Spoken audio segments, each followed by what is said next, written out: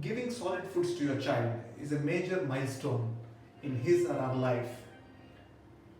The key we need to know is, when should we start solid foods? The child should be able to sit with support.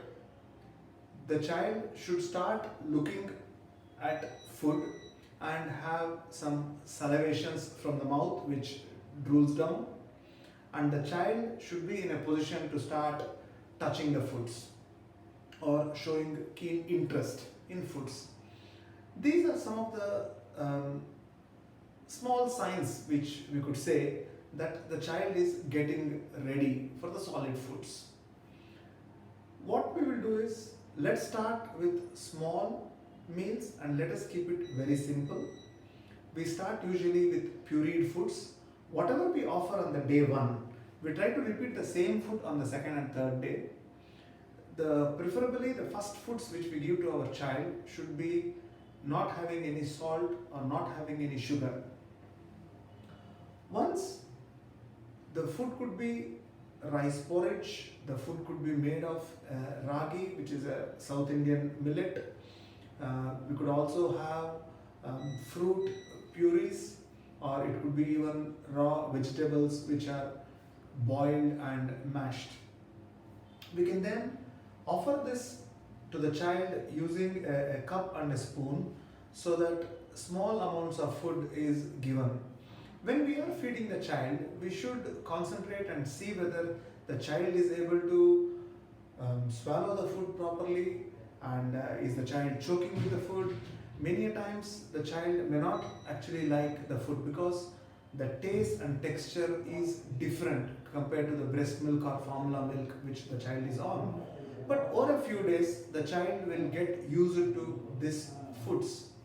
We can start with one meal a day, and then within the next 1 week we could proceed to 2 meals. If the child is comfortable having 2 meals, we could then proceed to the third meal, and by 15 to 20 days we could introduce the fourth meal. Once the child is on all the 4 meals, which is 3 major meals and a snack, the breastfeeding could be in the evenings and during nights. We also have to ensure that the child drinks at least a couple of ounces of water after every meal. Once the child is comfortable with the solid food, then we can introduce different flavors and textures. For example, fruits like apple, mango, papaya, chiku could be tried.